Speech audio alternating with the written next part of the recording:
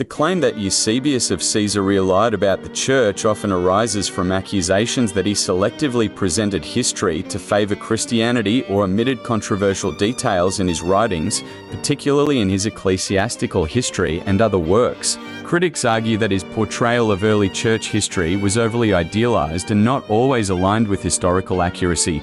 Reasons for the accusation: 1. Selective history. In ecclesiastical history, Eusebius focuses on the church's triumphs, the virtues of Christian leaders, and the persecution of Christians by external forces. He downplays or omits internal church conflicts, theological disputes, and questionable actions by Christian leaders. 2. The praise of Constantine. Eusebius was a close ally of Emperor Constantine and wrote Life of Constantine, a highly favorable biography of the emperor. Critics argue that Eusebius exaggerated Constantine's virtues and minimized his flaws, for example, his involvement in violent power struggles, including the execution of his own family members to present him as a model Christian ruler. 3. Use of useful lies. As mentioned earlier in his Preparatio Evangelica, Eusebius discusses the philosophical idea of using falsehoods for the greater good. Critics interpret this as a potential justification for misrepresentation in his historical writings.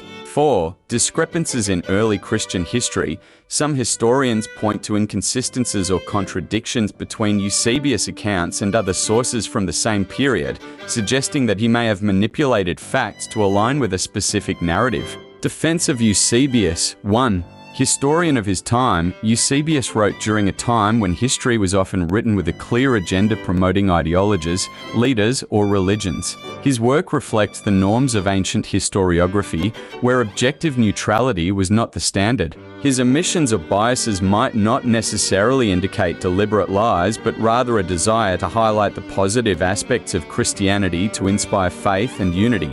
2. Limited sources. Eusebius had access to a limited range of sources and was likely constrained by the materials available to him. His omissions may reflect gaps in his knowledge rather than intentional deception. 3. Sincere belief. As a devout Christian, Eusebius might have genuinely believed in the version of events he presented, even if it was idealized or incomplete. Conclusion: while Eusebius' writings are undoubtedly biased and selective, labeling him a deliberate liar is a matter of interpretation. He aimed to defend and promote Christianity, and his works reflect this goal. Whether this constitutes lying or simply writing with a theological agenda depends on one's perspective.